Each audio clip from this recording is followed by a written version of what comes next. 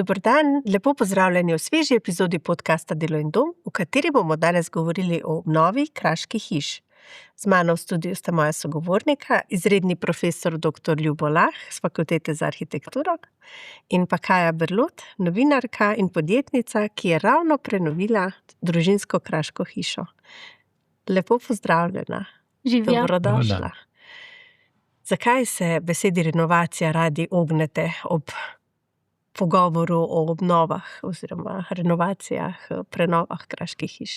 Ja, malo me je presenetilo, da smo ta današnji podcast poimenovali, ampak renovacija je imela dolga leta med konzervatorji neko negativno konotacijo, ne?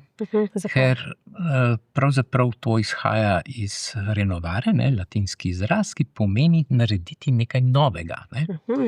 In to je v svojem bistvu nekako skregano s prenovo, ne, ki jo pa poskušamo ohranjati. Ne. Zato renovacija sedaj so se, bi se reklo, interpretacije tega izraza, ne, tudi iz angleščine renovation, ne, zelo spremenile in so veliko bolj naklonjene temu, da pomeni skoraj da isto kot izraza obnova in prenova pri nas. Ne. Mi imamo zelo lepa izraza, obnova naj bi pomenila vse tiste tehnične posege, ki jih delamo na neki dediščini, ne. Prenova je pa še nekoliko širši pojem, ne, ki pa govori tudi o tem, da dajemo tej dediščini neko novo življenje, nek nov način uporabe, bi se rekla, nove funkcije. Skratka, prenova je bolj vseobsegajoč pojem, no. No, kaj ste torej vi naredili z vašo hišo? Renovirali, obnovili? Ja, midva sva se zelo trudila, da bi bilo tej hiši videti, koliko je stara in da je to ta prava kraška hiša. Recimo, mene me je dostikrat zelo zmotilo, ko so prišli delavci, ne, ali pa recimo izvajalci, ko sva jih najprej kontaktirala, ko so prišli gledati hišo in so bili vsi, to je podrtija, to podrite, to ni za nič. Midva z možem sva bila pa zmeraj mnenja, da če bi midva hotela novo hišo, je ne bi zbrala te hiše in je ne bi gradila tam. Midva sva hotela, da ta hiša, da ostane tako, kako je.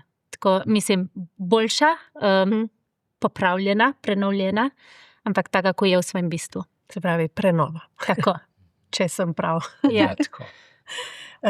Oba prihajata s Krasa. Kako danes opazujeta kraške vasi in domačije? Kakšno je po vašem mnenju nekako stanje dediščine na Krasu? Znamo te hiše obnavljati z občutkom ali mogoče prepogosto izgubljajo svojo identiteto? Ja, jaz razmišljam, da se je odnos do dediščine na Krasu vsaj v zadnjih desetletjih zelo spremenil. Mislim, da smo uspeli spreobrniti tok dogajanj. Tisto, kar pred desetletji, ko sem bil jaz mlad, ni bilo nič vredno, ne, je bilo tako rekoč zaničevano, ne, je s časoma pridobilo na vrednosti. Zato so zaslužili zlasti zanesenjaki, ki so videli prednost v tem, da živijo v nečem, kar ima svojo zgodovino, svoj karakter, svoj pomen, da to ni nekaj, kar je bilo na hitro zgrajeno, ne. Tako da na nek način je ta odnos, bi rekel, bipolaren, ne. Na eni strani je veliko pozitivnega čutiti, ne. Hkrati pa, ko se človek sprehaja po Krasu, vidi, da ne znamo še na pravi organiziran način prenavljati vse tisto, kar v prostoru obstaja, ne. Tukaj imamo še zelo veliko rezerv, tako da ne vem, ampak situacija se izboljšuje, nočem biti pesimističen, mislim, da bo iz leta v leto boljše. Ta dediščina pridobiva na vrednosti in to potrjujejo tudi nepremičninarji, kar je po mojem dober znak. Kako pa vi vidite? Ja, v bistvu midva sva se pa z možem, ne vem, 2 tedna nazaj lahko pogovarjala o tem, da kako recimo v naši vasi, ki je sicer majhna, ampak vse hiše, ki se renovirajo, se renovirajo z mislijo na to, ko ta vas zgleda in na to, ko so te hiše zgledale. Recimo, kakšne fasade se delajo, kakšne strehe se delajo, kakšna okna se zbirajo. Ne. Recimo, tudi zdaj, ko so neke nove gradnje, ki se delajo v naši vasi, ne štrlijo ven. Ne. Kar mi je všeč. Ker recimo, če smo se pogovarjali, dosti prijateljev naših živi v Goriških brdih, ne. Če je nam najbolj blizu in bi lahko nekako primerjala, ne. Tam vidimo dosti teh zelo modernih hiš, ne. Pri nas na Krasu tega ni, vsaj ta pot, ki jo jaz uberem, recimo od vrtca ali pa službe ali pa to, niti ene take ni, in so te stare domačije, kar mi je meni všeč. In tudi pri nas v vasi, v bistvu okoli nas je vse tako. Avtentično. Tako. Ja, mislim, da smo v preteklih letih kar nekaj energije vložili v to, da smo ozavestili ljudi, domačine. Ni bilo lahko, ker se spomnim, da so se stari deli stavb dobesedno namerno uničevali, uporabljali so jih za temelje novih stavb, skratka, marsikatera jerta je končala dobesedno v temeljni plošči. Potem pa je nekako tisti, ki smo videli, da ta tok dogajanj ni ustrezen, ne, smo uspeli prav preko publikacij, preko javnih dogodkov, preko monografij o Krasu, nekako tudi domačine prepričati v to, da to, kar imamo, da je vredno, da je možno posodabljati in da je možno še naprej bivati v teh stavbah. Ne. Res je, da začetniki tega niso bili domačini, ne, ampak so bili zanesenjaki, ki so prihajali od drugod živeti na Kras in so pravzaprav videli prednost v tem, da je možno neko staro hišo usposobiti, jo v njej živeti, ne, in to na povsem drugačen način kot v neki novogradnji. Kaj pa dela hišo kraško? Nekako imamo radi eno romantično predstavo, ampak kaj v resnici so te značilnosti, ki hišo naredijo kraško? Dolgo časa sem se s tem vprašanjem tudi sam raziskovalno ukvarjal, ne? In ko sem bil še študent in ko sem prebiral recimo zapise etnologov o tem, kaj je kraško, ne? Sem tam naletel samo na to, da je gradnja iz kamna, da je to adicijski način za dodajanjem nekih prostorov, ne? In veliko več od tega pravzaprav nisem uspel zaznati. No? In potem, ko sem se že kot študent ukvarjal z raziskovanjem arhitekture Krasa, sem prišel do ugotovitev, ki niso obstajale prej. Ne? Ena temeljnih stvari je to, da je kraška hiša zgrajena tako rekoč zmeraj na robu svoje parcele. Ne? Se pravi, objekti zaobkrožajo neko razpoložljiv prostor. Ne? Res je, da se je ta prostor postopoma širil, ne? Oziroma objekti so se postopoma dodajali, ne? Ampak to ustvari ta najbolj zanimiv ambient, borjač, dvorišče, ne? Ki je dejansko, včasih bil to manipulativen prostor, ne? To je bila zunanji delovni prostor na prostem, ne? Danes pa lahko rečemo, da je to zunanja dnevna soba oziroma nekaj, kar omogoča bivanje na prostem. To, kar vam druge stavbe oziroma druge tipologije stavb ne omogočajo. Ne? Vsaj ne na tak način, ne? Kjer se ustvari nek intimen prostor, kjer je mikroklima drugačna, kjer imate podlatnikom ali pa pod muro ali pa pod drevesom neko senčen, ugoden prostor in ki ga lahko svobodno opremite.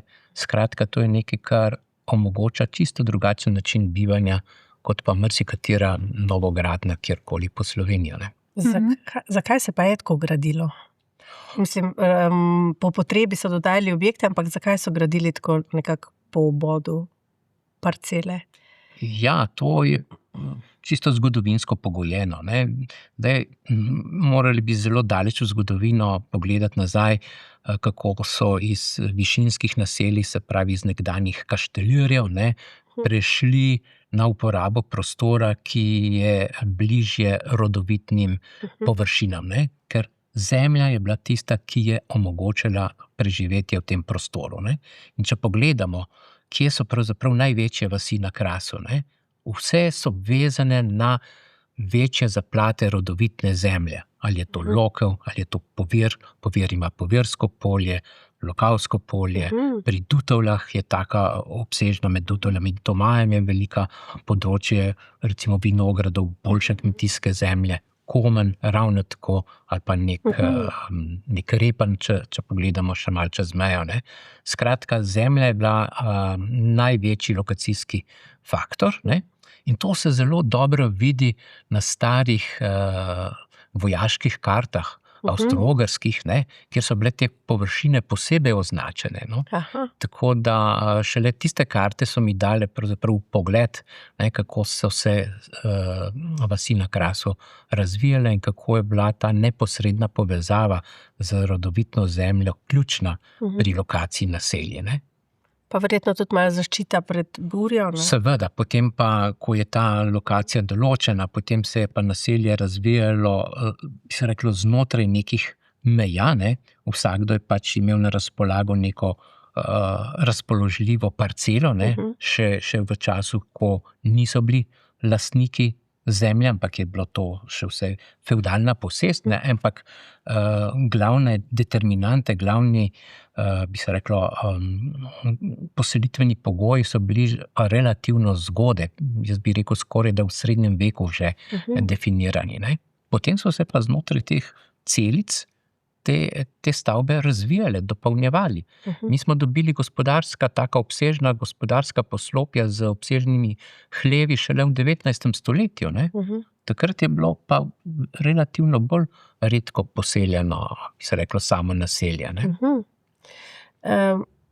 Gospa Berlot, vaša prenova je pa zdaj zaključena. Kako se je zgodila, kako ste našli hišo oziroma kakšna je zgodba te hiše in kako ste se znašli v vlogi investitorke? Ja, to je hiša, v kateri je bil moj nono rojen in sem jaz dosti poleti, ko sem bila otrok, preživela v tej hiši. Tako da nono je bil tudi zidar.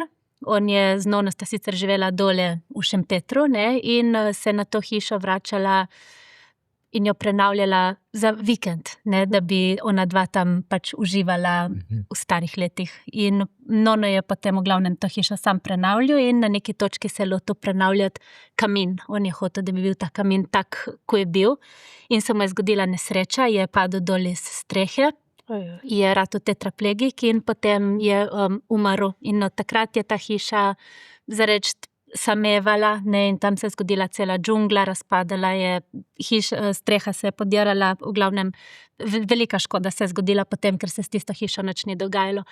In potem je prišla priložnost, ne vem točno, kako je prišlo, v glavnem, da bi nekdo to hišo kupil. In je potem takrat moj tata rekel, jaz vama z možem moj del podarim, lahko od strica njegovega brata odkupite ta del in lahko tlele si zgradista svoj dom, ker sva prej živela v enem res majhnem stanovanju in nisva več mogla tam biti. Tako da sva se odločila, sva odkupila od strica del in tako se je začela ta v bistvu prenova.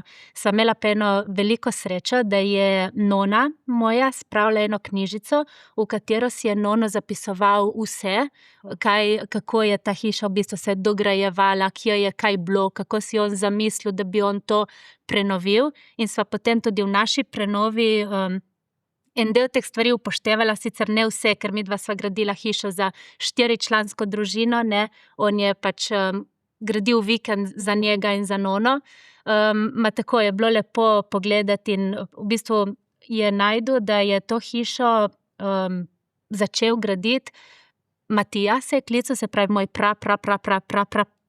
nono leta 1807, ki se je preselil iz Nabrežine, to je en majhen kraj zraven Trsta, zraven morja, in se je preselil sem. Tako da in od tam je potem napisal, pač najdu nekako tudi, ko je bila, ko ste rekel, da je bila ta hiša dograjena, je bil najprej ta del, potem ta del, potem tle še en del in tako, no, zanimivo je bilo zdaj brati, bi mogoče mogla še enkrat pogledati, ker sem to 3 leta nazaj z nosečniškimi možgani brala, tako da ni prav kaj dosti ostalo, samo nam je pa malo dalo pogled in v bistvu tudi malo usmerilo, kako sva potem to začela prenavljati.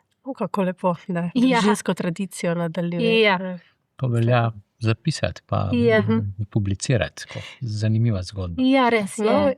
Kaja je o tem tudi veliko pisala za Delo in dom. Verjetno ne o tej družinski zgodbi, bolj o tehnični plati obnove.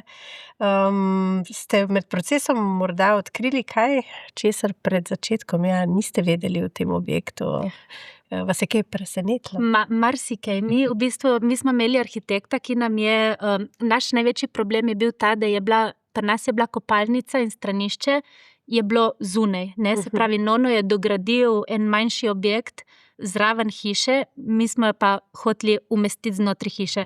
Naša hiša je bila narejena tako, da ko si prišel notri, je bila kuhinja, 2 stopnički dol dnevna, stopnice gor in 2 veliki prostorni sobi z hodnikom in gor še kašča.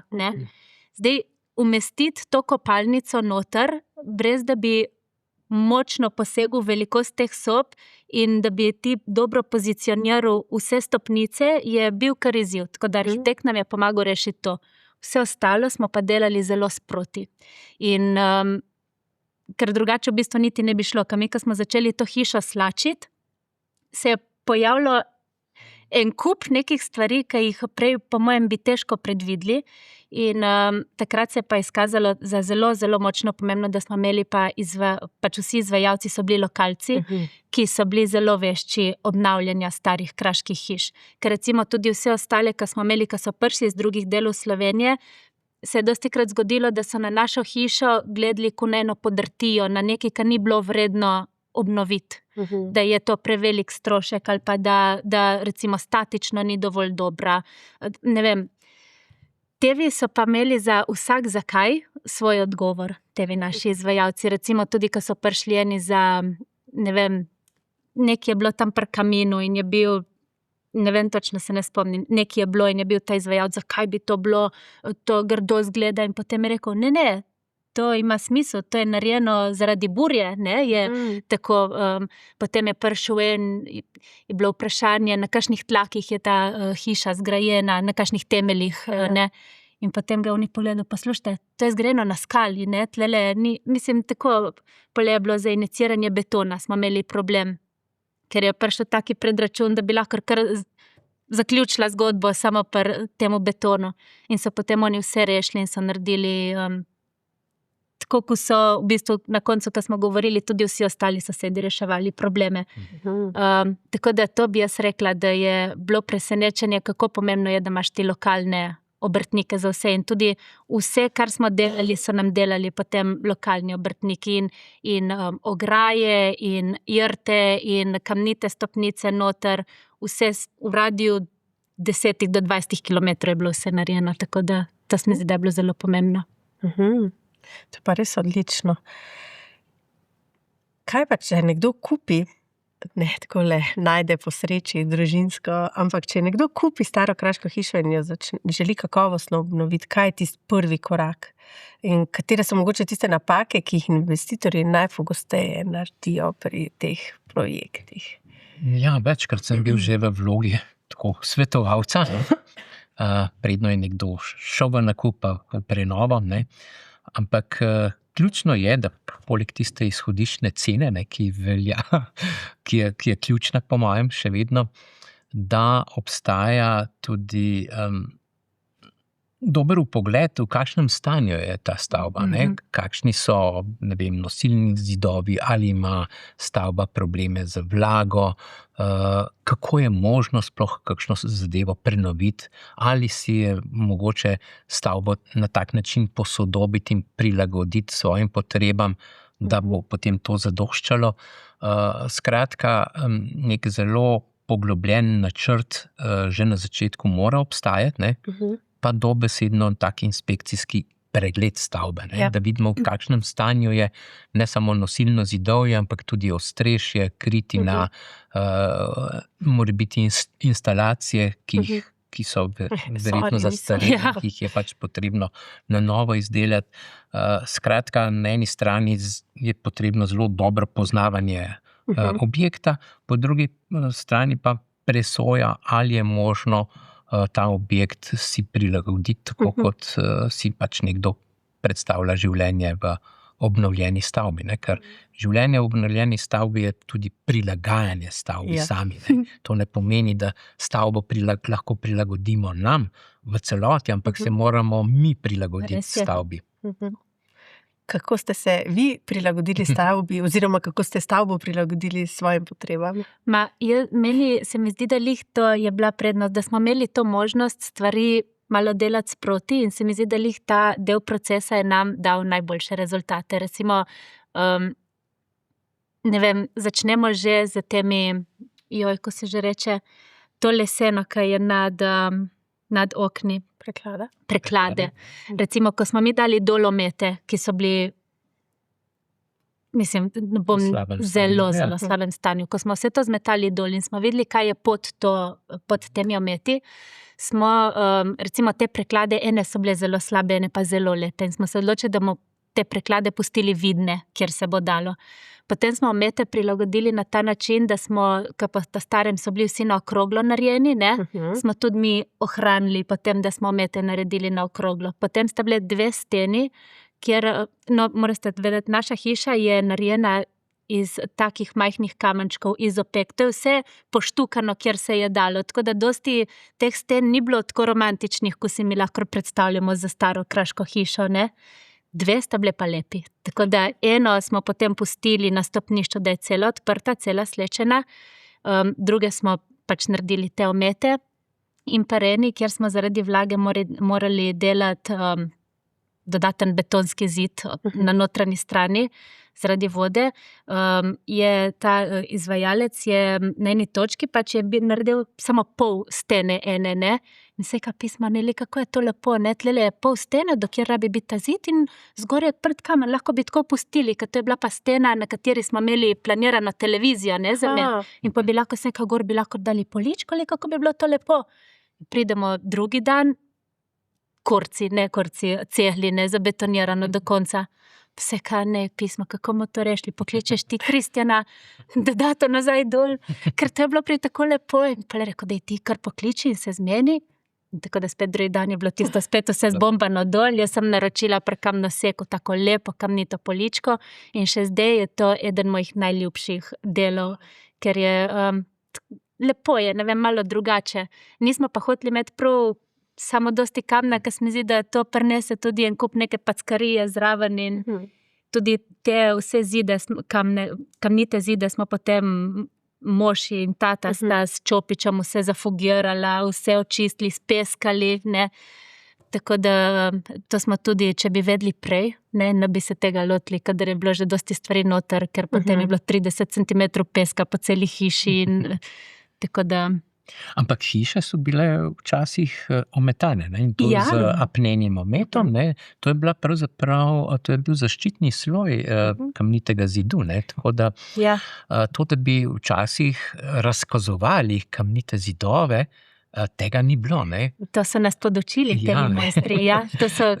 Tako da zdaj, ko si kakšenkrat ogledujem hiše po Krasu, ne, je zelo velika želja investitorjev ali pa lastnikov, da razkazujejo te, bi se reklo, razgaljene zidove, ne, ampak to ni značilnost arhitekture Krasa, ne. To se nas zelo, recimo, fasada je stvar, pri kateri sva se z možem zataknila najdlje časa, ne. Zakaj? Zaradi tega, ker so vsi rekli, kraška hiša ni nikoli gola, ne. Meni in možu je bilo pa tako, samo nam je ta kamen tako lep, ne. Tako da zdaj smo naredili kompromis. Ne, imamo zadnjo stran hiše in desno, od tista, ki ni zaščitena z borjačem, ki ni znotri dvorišča, je ometana na star način, ne vem, kako se reče, z nekimi čopiči, ali ne vem, s čim to gor dajejo, sprednja, ta, ki je pa pod hankom, ne, in pod...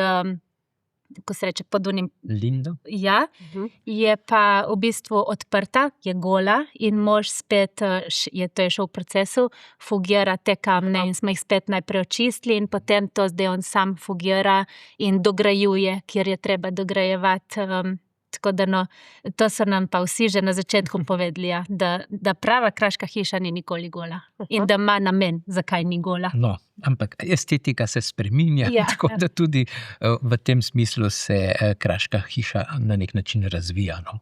Tako da mogoče moramo tudi na to gledati bolj tolerantno. Ja, No, malo smo že govorili o teh enih besedah, ko mogoče so značilne bolj ali manj samo za kraške domačije, se pravi borjač, linda, latnik. Kaj so to? Ja, to so tisti najbolj osnovni elementi, ki pravzaprav dajo značilnost arhitekture na krasu. Ne?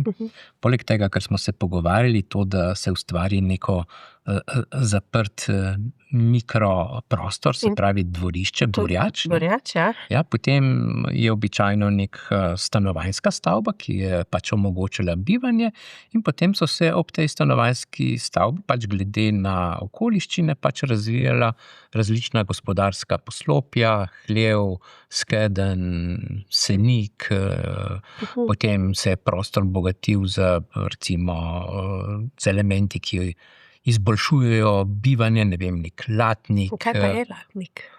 Latnik je preprosto zasajena trta na dvorišču, na ne, ki omogoča zlasti senco. Ne. Latnik nikoli ni bil, to je bilo bolj za razvajanje, ne, tako vinogradi so bili drugje. Ne. Kaj pa je linda?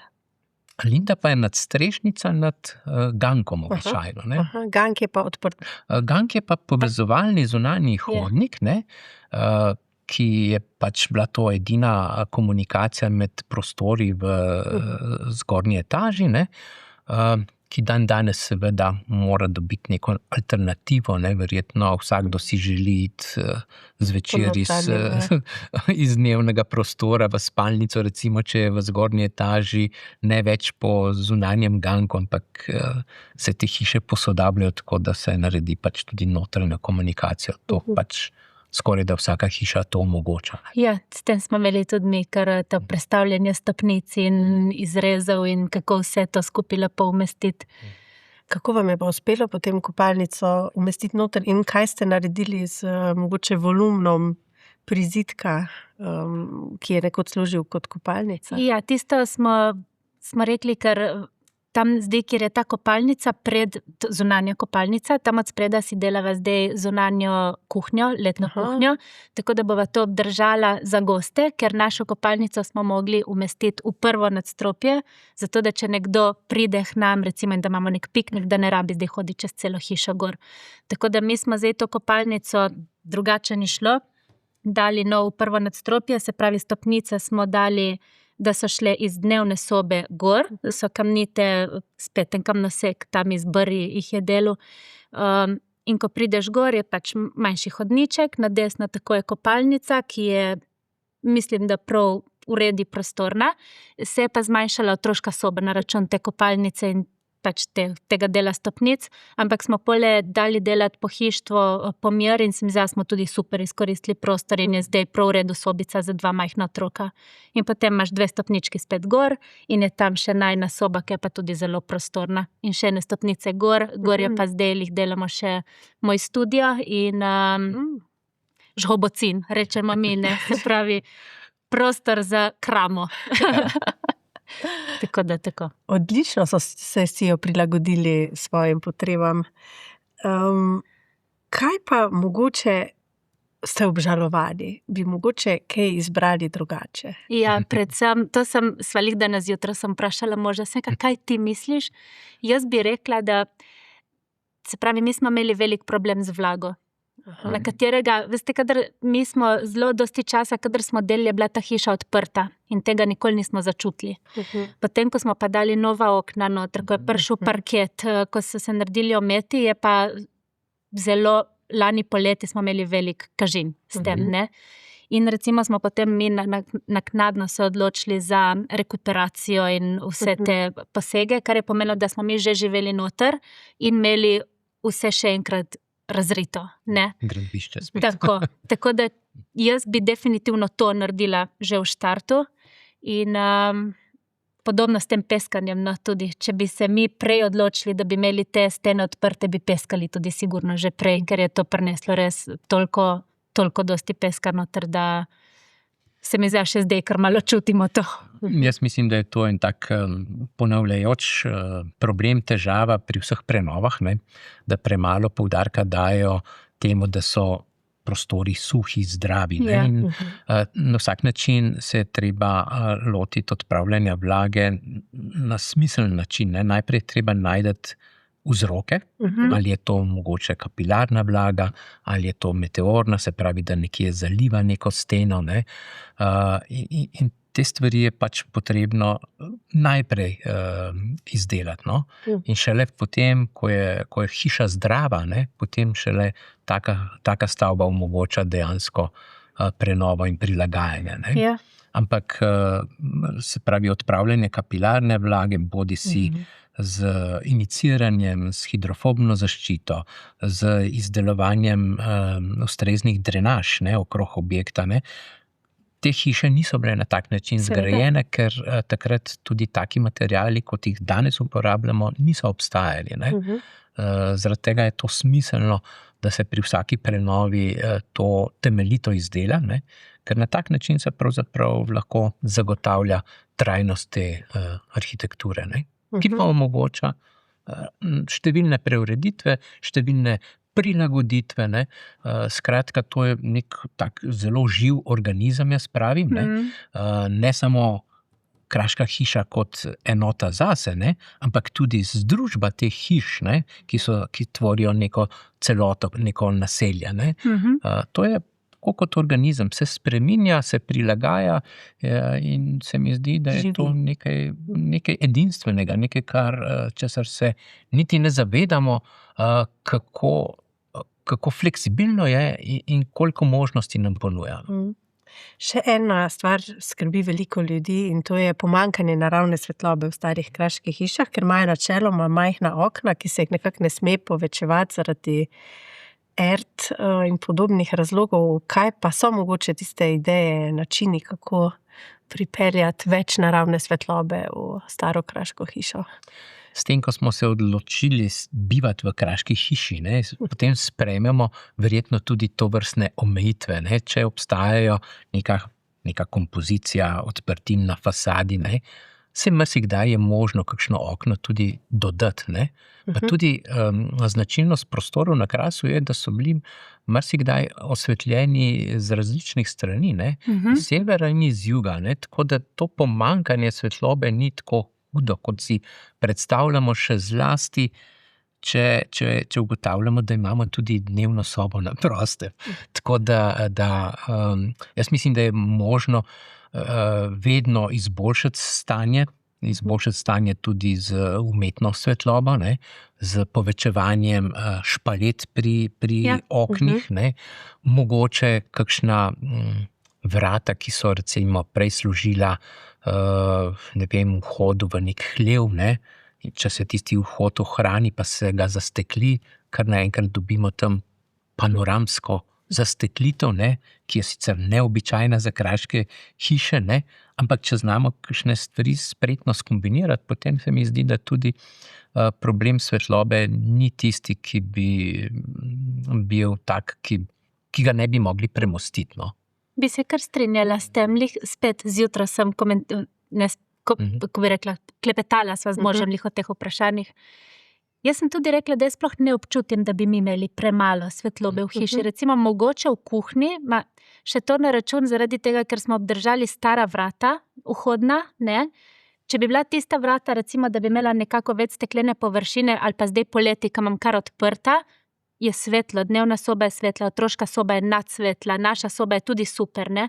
Imamo pa v dnevni sobi smo naredili pa še tako, da naša hiša je, se pravi, je grajena tako ne v L, ne vem, neki taki obliki, in ta del zadnji je bil hramč. In ta hramč je imel ena taka vrata manjša.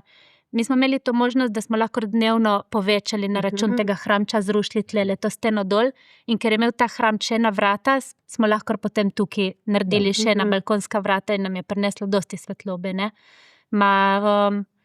ne vem, mož je rekel sicer, da njemu se mu zdi, da bi lahko bilo še bolj svetlo, meni se zdi pa, da je super tako, ko je. Tudi poleti je, recimo, mi imamo vsa okna samo na strani burjača, nobeno od odzada, od kjer piha burja, ne? No, ja, to. Tako da, No, marsikdaj je možno dodajati te odprtine, še zlasti, če te nove odprtine ne vplivajo na zunanji izgled stavbe in ne kvarijo tako rekoč avtentičnosti neke stavbe. Ne. Tako da tudi nadsvetloba, se pravi strešna okna, so tudi ena od možnih rešitev. Ne. Seveda ne v vsakem slučaju, ne, ampak na tistih delih, ki niso tako recimo vizualno izpostavljeni. Ne. Tako da jaz mislim, da se da najti rešitev za vsak primer posebej. Kaj pa energetska učinkovitost? Kako izboljšati bivalno ugodje, ne da bi posegali v nekakšne arhitekturne značilnosti teh objektov?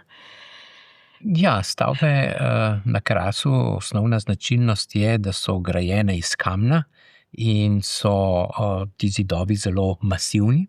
To so poleti akumulatorji hladu, po zimi toplote. Skratka, temu se je treba na nek način prilagoditi in to upoštevati. Ne. Tako da glavne zadeve, ki se jih da izboljševati, so pravzaprav izolacija, toplotna izolacija napram tlem in napram, bi se reklo, stropu oziroma strehi. Ne. Ne predstavljam si, da bomo, 50 centimetrov debele kamnite zidove oblačili še z dodatno izolacijo na zunanji strani, tako kot novodobno arhitekturo. Ne. V določenih primerih je priporočljivo izvesti izolacijo na notranji strani, ne, tankoslojno, ne. Drugače pa nekih bistvenih potreb, tudi glede na klimatske značilnosti Krasa, ne, pa ne vidim te potrebe. Ne. Mi sicer ne bomo nikoli imeli s kraškimi domačijami neke nič energijske ali pa pasivne objekte, ne, v tem niti ne vidimo smisla, ne. Ampak to, da je arhitektura tudi energijsko varčna, ne, to pa se mislim, da doseči. Kako se pa vi ogrevate? Kako ste rešili? Mi smo imeli zdaj tudi tukaj kar eno dilemo. Ta kraška hiša, že ko sva šla v prenovo, sva vedela, da to ni najin dom za vedno, ker to še zmeraj je majhna hišica, ne, to je 90 kvadratov. In otroška sobica recimo je ena in ko sem rekla prej, je majhna, tako da ko bosta otroka velika, težko bomo mi stisnili še ne. Tako da mi smo imeli zdaj predvsem pri načinu ogrevanja, ker imamo v mislih, da bi to hišo, kadar se bomo mi odselili ali oddali v najem, ali se bomo tata preselil gor, ne. In so nam rekli, najboljše bi bilo, da bi vi imeli toplotno črpalko, talno ogrevanje. In smo rekli, okej, naredimo, samo kako bo pa potem, recimo, če bomo imeli, ne vem, goste, in pa rekel, ja, to ne bi bilo lih najboljše, ko boste mogli prej, ne, 3 dni, ja. In pa te rekel, kaj pa, če bi vi probali z IR paneli, da bi prišli pač tevi mojstri, naredili izračun in pač to namontirali gor in da s tem probate. In mož je bil pobudnik in rekel, okej, dajmo to narediti, če ne bo, bomo še vedno lahko, pač bomo že reševali. Potem radiatorjev nisva hotela imeti, ker ne želim jih imeti. In smo dali te panele. Zdaj smo prvo zimo preživeli z njimi in Je v redu? moram reči, da je super. Tako, mož je bil zelo skeptičen, rekel, in če zdaj to ne bo šlo, ne.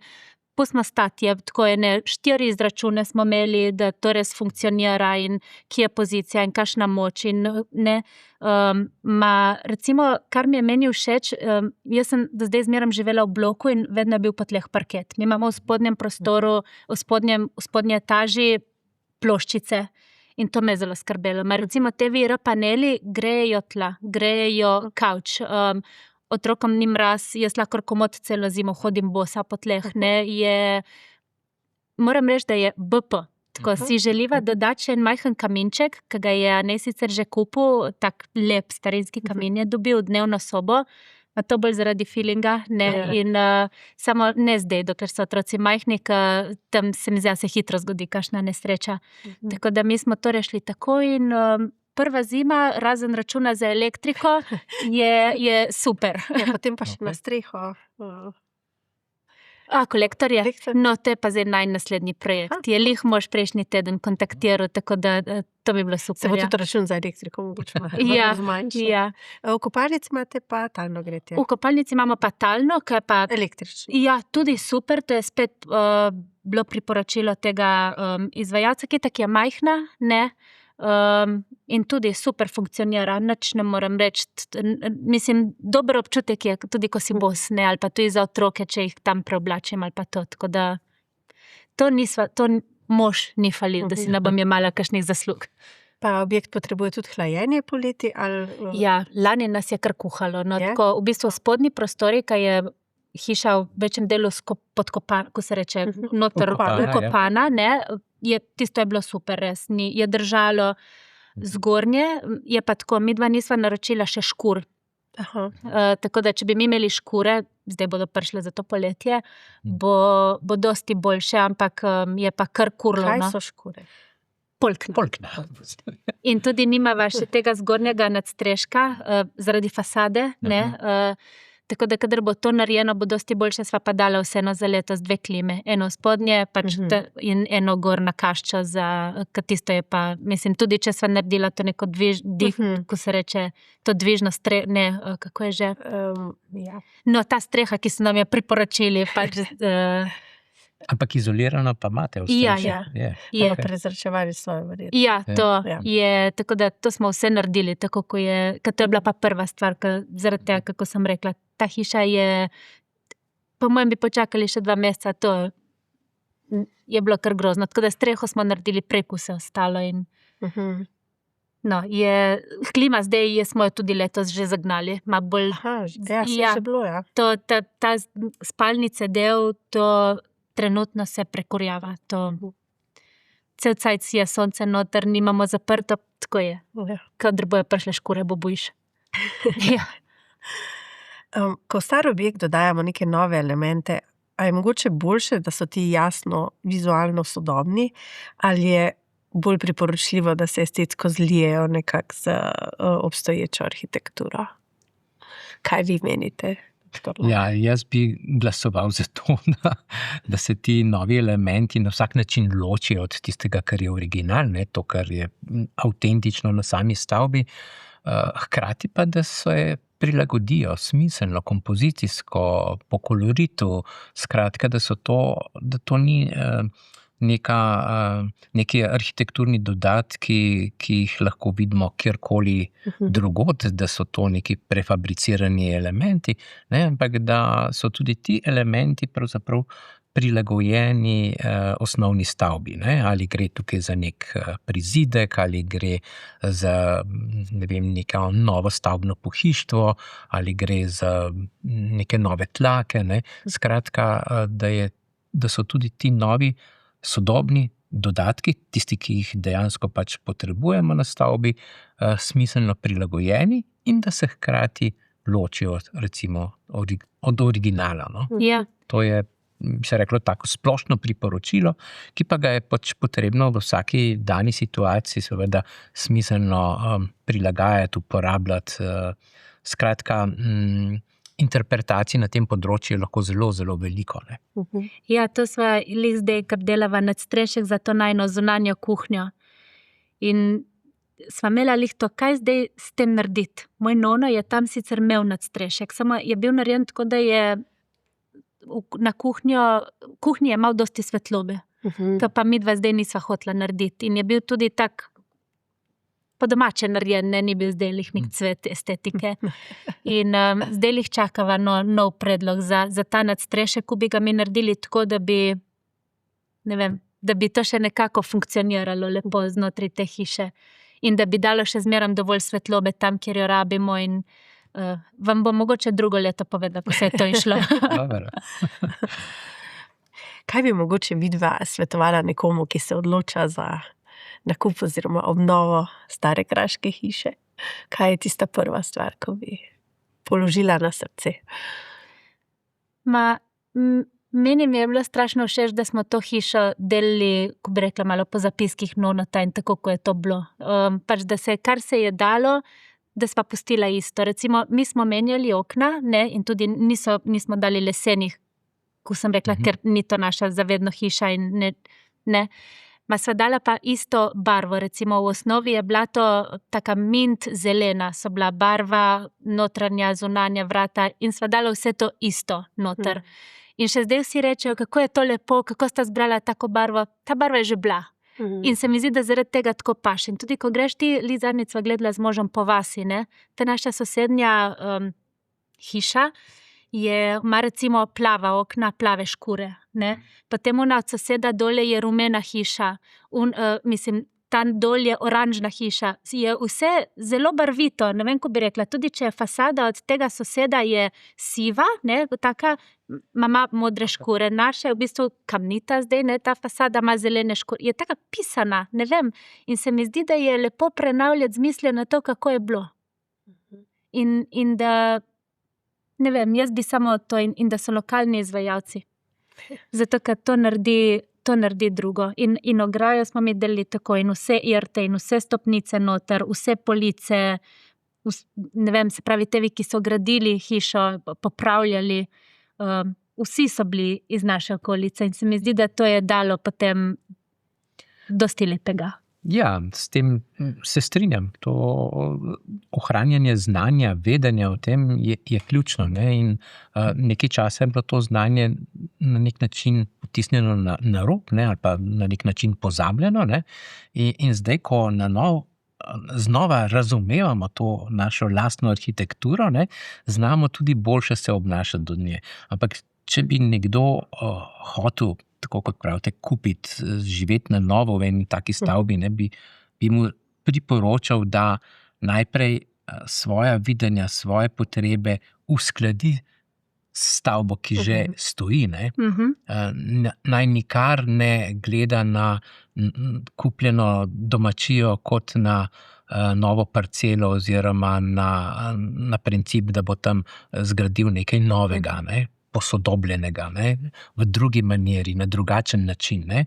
Ampak smisel vidim v tem, da se mi, naš način bivanja prilagodimo temu, kar v prostoru že obstaja. Ne. In to je na nek način energetsko učinkovito, je trajnostno, je varčno, skratka iz vseh pogledov je to arhitektura, ki bo verjetno še kar dolgo časa stala. Ne. Ker če izhajamo iz teh priporočil Evropske komisije, val prenove, ne, ta dokument, ne, oni ugotavljajo, da imamo v Evropi 220 milijonov stavbnih enot, ne, takih in drugačnih, ne, in da jih je 85% bilo zgrajenih že pred letom 2000, ne, da imamo relativno majhen delež nove pozidave, ne, v prostoru. In da bo leta 2050 tisto, kar sedaj obstaja, približno od 85 do 95% tudi leta 2000 še obstajalo v prostoru. Ne. Se pravi, da se v Evropi zavezujemo k ohranjanju in vzdrževanju tega, kar imamo. Ne. Se pravi, in mi na Krasu imamo zagotovo tako rekoč idealne pogoje, da ohranjamo tisto, kar imamo, ne, in da ni nobene potrebe, da bi razvijali te dvokraje, kot se reče, ne, ko je poleg vaškega jedra nastal še nek obroč novih pozidav, ne, ki je pač nastal v duhu svojega časa. Jaz mislim, da brez realnih potreb, da se je to zgodilo, ampak takrat je bil pogled na to, kar obstaja in to, kar je naše, popolnoma drugačen. No. Jaz sem recimo otrok takega obdobja, in ker sem pač s svojimi starši sodeloval pri gradnji nekega tipskega objekta zunaj naselja. Ne. In mogoče je to bil revolt, da sem potem študiral, kako bi se pa dalo obnavljati. No. In se mi zdi, samo z možem, ko sva se pogovarjala o hišah in kakšno hočemo, ne, se mi zdi bila prva stvar, ko sva rekla, jaz hočem hišo, ki se bo starala lepo. In se mi zdi, da te hiše se res starajo lepo. In dobra arhitektura je tista, ki se dobro stara. Eva. Tako. Pa smo pri Plečniku. Odlično. Najlepša hvala vam za tale res prijeten pogovor. Hvala. Vam pa hvala za pozornost in se slišimo ponovno čez 14 dni.